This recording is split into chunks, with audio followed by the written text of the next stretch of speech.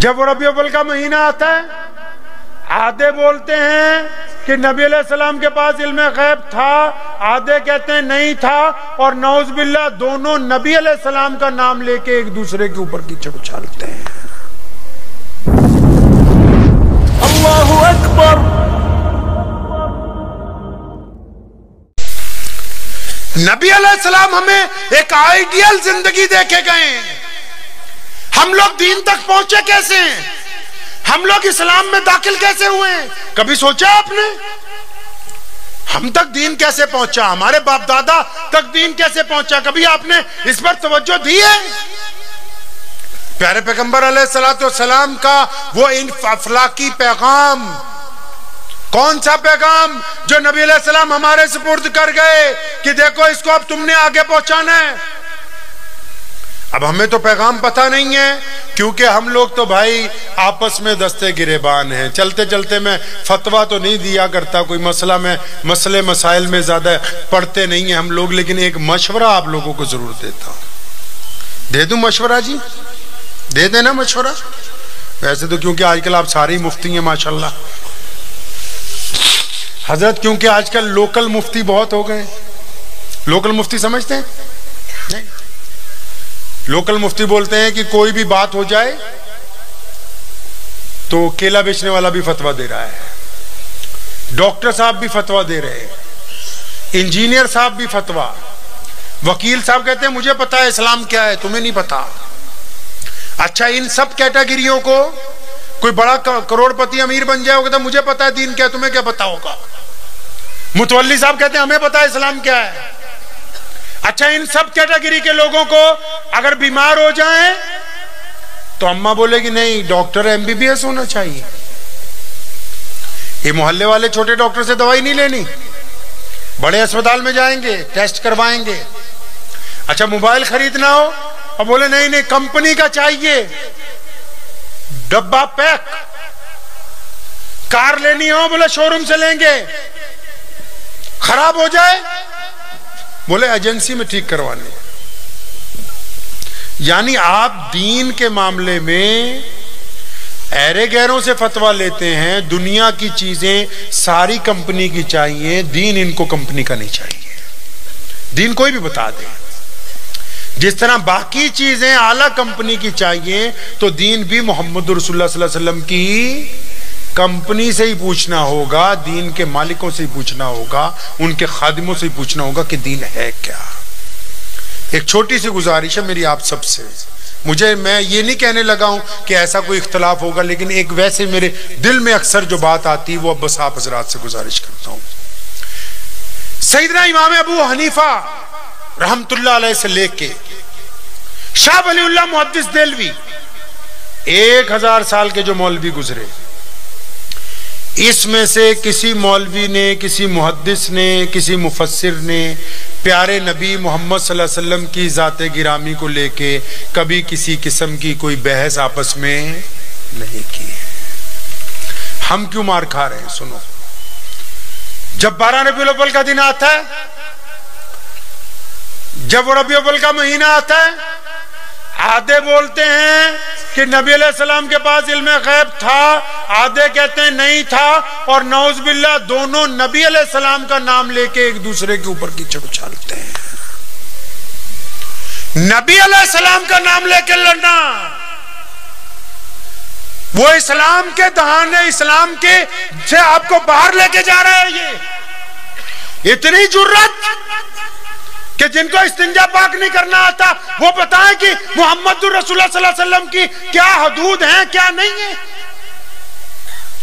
ایک اچھا ڈاکٹر کون ہوگا؟ کچھ ڈاکٹر بتا دیں گے۔ اچھا انجینئر کون ہوگا؟ انجینئر بتا دیں گے۔ اچھا سیاستدان کون ہوگا؟ سیاستدان بتا دیں گے۔ اچھا مولوی کون ہوگا؟ مولوی بتا دیں گے۔ اور نبی کا کیا مرتبہ ہوتا ہے؟ وہ صرف ایک نبی بتا سکتا ہے، کوئی دوسرا نہیں بتا سکتا۔ اور ہمارے نبی علیہ السلام جب ہمارے نبی علیہ السلام آئے، کوئی نبی موجود نہیں تھا، تو یہ ذمہ داری اللہ نے اپنے اوپر لے لی۔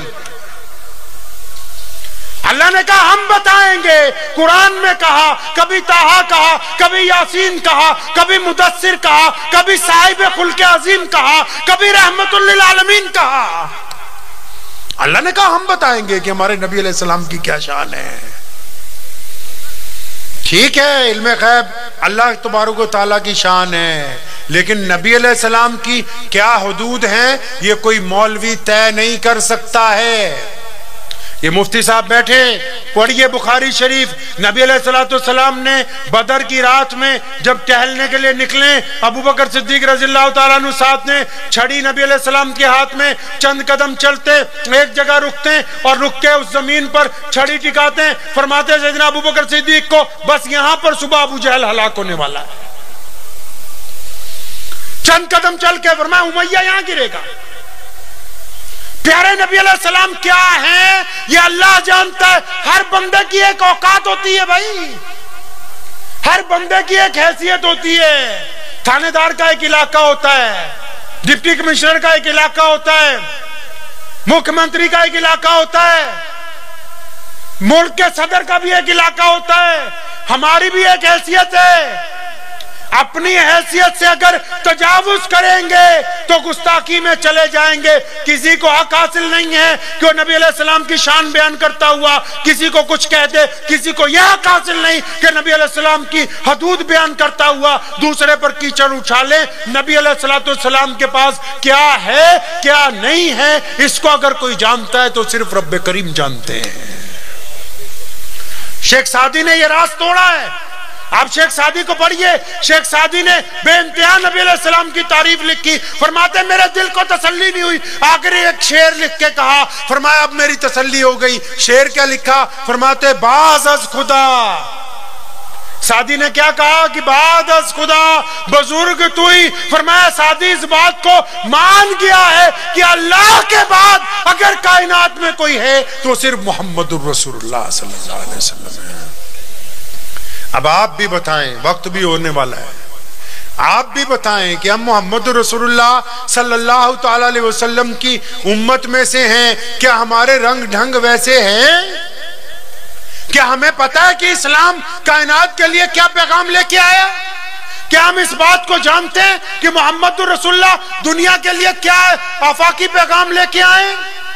ہمیں پتہ ہے کہ دنیا میں اسلام سب سے بڑا مذہب کیسے بنا؟ آج اسلام کائنات کا سب سے بڑا دین ہے، لیکن یہ سب سے بڑا دین بنا کیسے؟ کچھ بتاؤ تو صحیح۔